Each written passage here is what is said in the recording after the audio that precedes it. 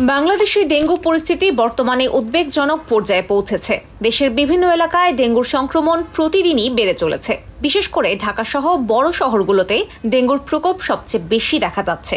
স্বাস্থ্য অধিদপ্তরের তথ্য অনুযায়ী প্রতিদিন শত শত রোগী ডেঙ্গু আক্রান্ত হয়ে হাসপাতালে ভর্তি হচ্ছেন। আমাদের রোগী এই পর্যন্ত 2 মাস ওয়ার্ড খুলেছি, রোগী ভর্তি হয়েছে 577টা। আর আমার 24 ঘন্টা এভারেজে ভর্তি হয় আপনার হলো 17 থেকে 18টা এরকম ভর্তি হয়।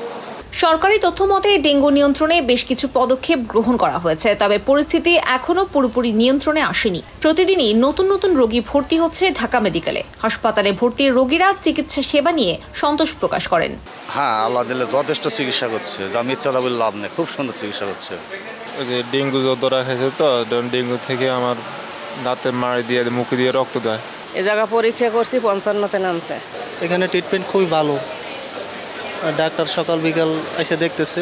পরিস্থিতি মোকাবেলায় সবার সম্মিলিত প্রচেষ্টা প্রয়োজন। স্বাস্থ্য সুরক্ষার জন্য ব্যক্তিগত সচেতনতা এবং সরকারি নির্দেশনা মেনে চলা অত্যন্ত জরুরি।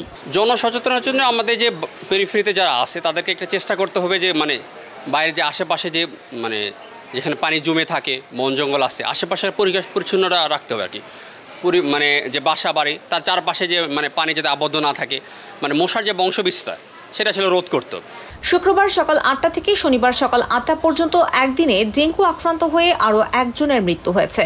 একই সঙ্গে এই সময়ে ভাইরাসটি আক্রান্ত হয়ে হাসপাতালে ভর্তি হয়েছেন আরও 843 জন।